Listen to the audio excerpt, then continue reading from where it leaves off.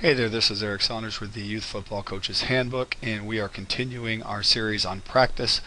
And we are specifically going to get into a segment on teaching technique. And something that we do as football coaches quite a bit is we teach technique to the players. And it's a pretty complicated thing trying to teach children, and that's why people have to go to college to learn how to teach children and educate them in school, and they're trying to teach them 2 plus 2 and why is water wet and things of that nature. So as coaches, we're trying to teach some very complicated principles that have a lot to do with physics, balance, coordination. I mean, there's a lot of things in play here. And when you factor in fear, which I don't know if it's fear or how you want to explain it, but certainly some kids it's fear, but there's a lot of mental, emotional things happening. The child is not in the best situation for learning.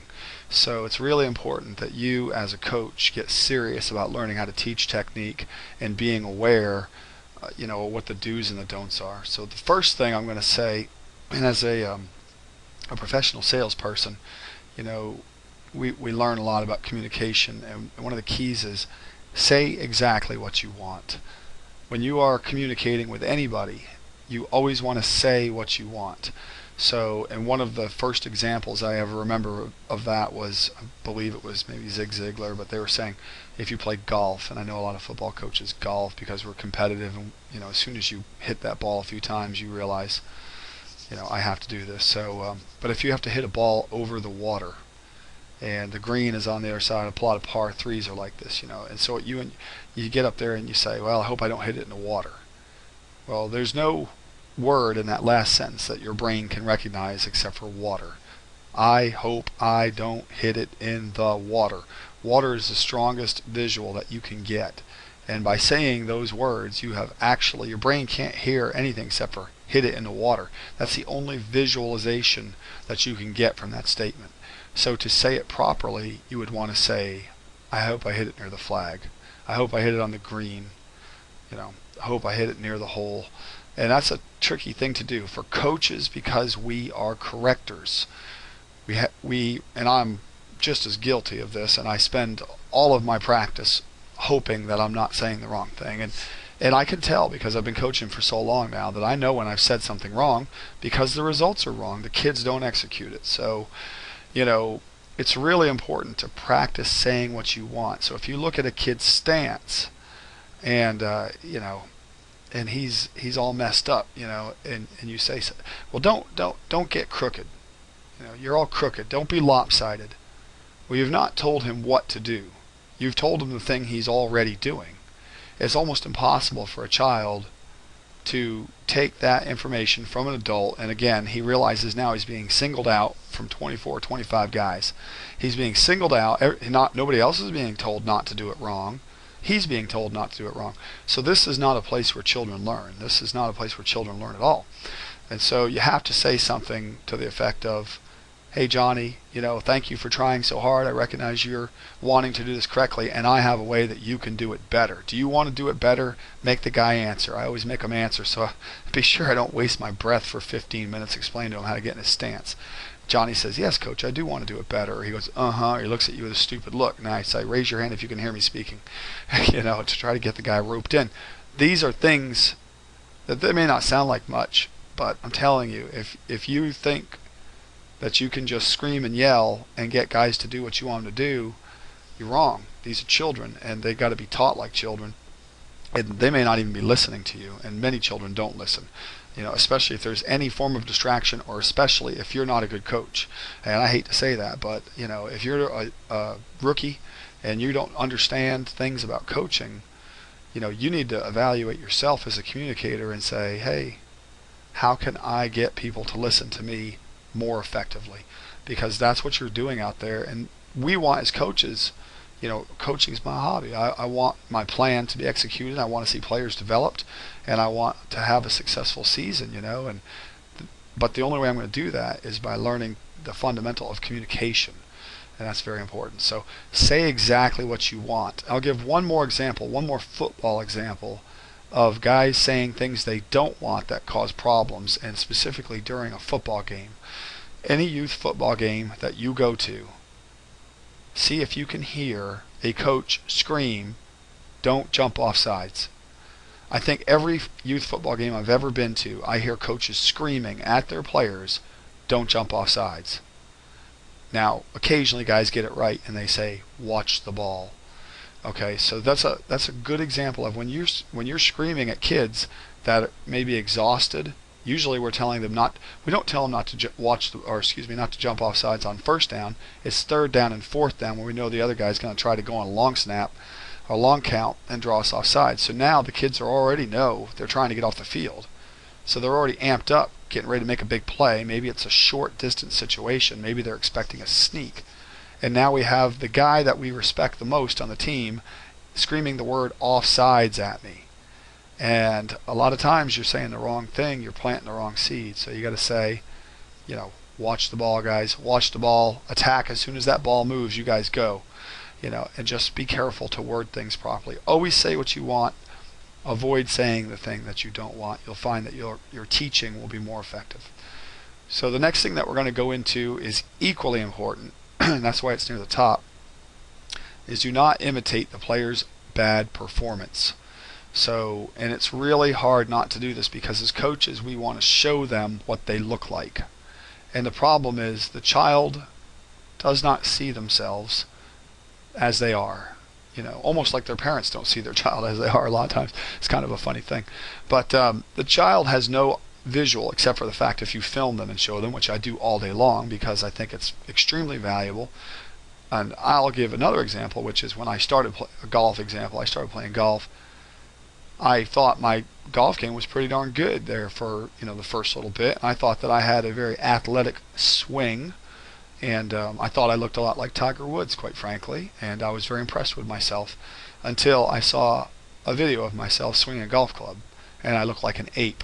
I was all hunched over, and I just looked like I was a caveman slamming a club on the ground. It was really ridiculous to think how far off in my mind my thought of my golf swing and my real golf swing are. And so to say that there's really not a good connection between the kid seeing it, you say, well, I want to show him what he looks like. They can't get it. They can't. It's just really hard for them to see that. And what we're doing is you're reinforcing what's wrong to them. So as hard as it is, and I do that, I still show kids what they look like and it's wrong. I can't help it. But you need to be conscious as a coach to show them what they should look like. Always show them what they should look like. That's very important. If it's a stance, show them the correct stance. If it's a handoff, show them how to take a handoff. Don't show them the wrong thing. If it's a route, if it's the way they're running, you want to try, and you say, well, I'm an old guy. I can't show them so much. You've got to try. You've got to try to show them. You've got to explain to them. You've got to get on their level. Tell them what you want. Try to show them the right thing. And if you can't do it, get another player that can do it and try to be slick about this, because you certainly don't want to.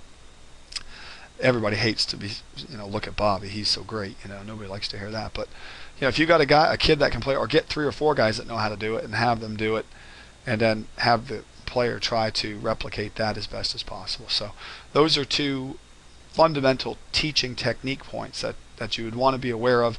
They're both impossible to be 100%. I don't think I've ever seen any coach, including myself, be 100% there, and I probably break the rule every single night.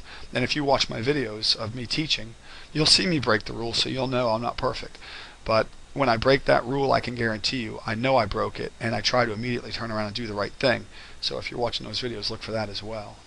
Okay, the next point of teaching techniques, and it's a really important point of teaching technique, is to always break down complicated processes into steps. And football is full of complex processes. Linebackers that are addressing a lead block and trying to establish their presence in a gap. You could say 1,000 words on that to a kid about how to cope with a lead blocker in a hole and how to still make the play. So the problem is, kids can't put a marshmallow on a stick and hold it over a fire without being instructed how to do it about 8 times. So you got to get down to the basics. And the best way to do that is to break it down into steps and have them do one small thing at a time, which is why I start every practice with stance and steps. And we just literally have them take one step. And they get the first step wrong. And as awful as it is, a lot of times depending on the importance of the thing that you're teaching, you can't even go on to the second thing until they perfected the first thing. And that feels so unnatural for a coach because we're in a rush. We have things to do. We're on schedules here. And we can't stop. You can't stop the whole team for one guy, but you can stop the whole team for the whole team. And if most of them are doing the first part wrong, you need to stop and you need to get it right, and you need to just get the first little bit. So the first thing I'm going to do is the one I'm going to talk about is the system I've developed for getting players in and out of their stances, the three-point stance specifically for offense. And I use a term called ski, and the reason I use ski is because it's a skier's crouch that I'm emulating, and a skier's crouch is pretty similar to an athletic football stance. The knees are bent, the ankles are bent, the back is flat. I mean, all the fundamentals are there. The only problem with ski and some of the places I've coached, California, Florida, the Carolinas, not a lot of snow, so the kids can't always relate, but they get the point. And the other reason I use the word ski is because it's one syllable and doesn't take very long to say it. And when I say ski, it's like a karate thing. Ski, you just kind of blurt it out, and everybody does it. And so if they don't know anything about skiing, I don't really care. They're going to know what ski is in about 3 seconds, and they're going to be ski all season long. So, they'll figure it out pretty quick. So ski is to assume the athletic position. Four means to set four. That means put both their hands down the ground, and that means they've got four things on the ground. 1, 2, 3, 4. 2 hands, 2 feet. And the reason we do that is to keep their shoulders square. And then we say 3, which means that they would move one arm up, depending on, you can teach that however you want, depending on the level of kid you got. I normally don't tell them which arm to pick up. I just let them pick one up. But they can pick their arm up, but they have to keep their shoulders square to the ground. So once we've done that, and I do each thing, they get ski and they get up. Then we say ski, 4, get up. Ski, 4, 3, get up. And with the really young guys, with the 6, 7-year-old guys, I have them actually start with one before ski, which is feet together, feet shoulder width apart. Because one of the biggest problems with little guys is they spread their dang feet out so far, their butt is 3 inches off the ground. They can't get out of that stance. So sometimes they say feet, ski, 4, 3. Cross is actually where I have them cross their hands across their chest and see if they have good balance. A lot of guys have so much forward lean that they can't get into a cross without falling over. And so that's a big problem. So I say cross, then I have them go back to 4, and then we say, I've got a little typo there, which is a great thing about an interactive playbook.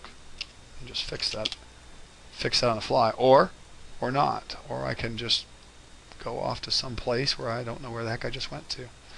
There we go. I don't know why that didn't work. Probably don't have my numbers lock on. There we go. I apologize, everybody. Not very professional.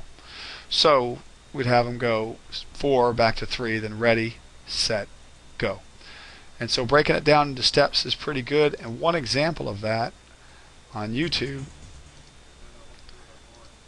So we have the guys right here. And we're just, there they go. That's ski. So we go through the whole thing, and we have them go ski, 4, then they up, ski, 4, 3, they take their steps. We do the whole thing. You can go on YouTube and watch the video. So, but that's and I teach all the way up through high school that way, and I teach at every level. I've worked with about 4 high schools this year. I've worked with a half a dozen middle schools, and I teach every kid that way, and at least to start. So very effective. For your problem areas, and you're going to have guys that need help, and the rest of the group has it in 20 seconds, and then there's 2 or 3 guys that aren't getting it. And the way that I do this, and we all do these things in drills kind of, or within lines, and I've got 4, 5, 6 lines. Now I've got 5 or 6 really good assistant coaches, and they're I've taught the assistant coaches the program. Some of them have already coached for a while, or some of them have been with me for a while, and they know the program for sure. But those coaches, I say, you guys adopt a line, because assistant coaches a lot of times will just want to stand around and shoot the bull on the sidelines, laugh and joke and talk about the kid. I say, guys, get over here and stand in a line. So I always have an assistant coach in a line. And when they have one, we say cut them out of the herd. So just like if you got a calf that needs out of there, we get those kids out of that drill and off to the side for special coaching. We don't stop 25 kids to coach 2 kids. We would never do that. The only time we stop the group is if most of the kids are getting it wrong. Other than that, those assistant coaches are there to teach. They're perfectly capable adults, and if they've been selected to do this job, we're going to let them do it. So that's a good point right there. Don't stop your team to fix 2 things that are broken. And all right, another good technique for teaching technique is to tell them why they're doing it. And as coaches, a lot of times, you say what it is that they're doing, but you don't tell them why they're doing it. And a lot of times I won't tell them why we're doing certain things, but if I notice that they're not doing it properly, and I've tried a few times to get the point across, and I'm not having success, a lot of times I'll relate it to what this pertains to in the game. So if it's the stance, I say, look guys, if your first step is with your hip, I say that a lot, you're taking your first step with your hip, and that means that you're not taking any step with your foot, you're standing up. Every coach has experienced that. You're going to get hit right in the chest with a helmet, and you're going to be on your butt in 2 seconds. You're not going to make the tackle, you're not going to make the block. And sometimes that seems to do the trick. So it's not always perfect, but certainly telling them why we're doing something, it can definitely help. Use as many props as you can. Kids love props.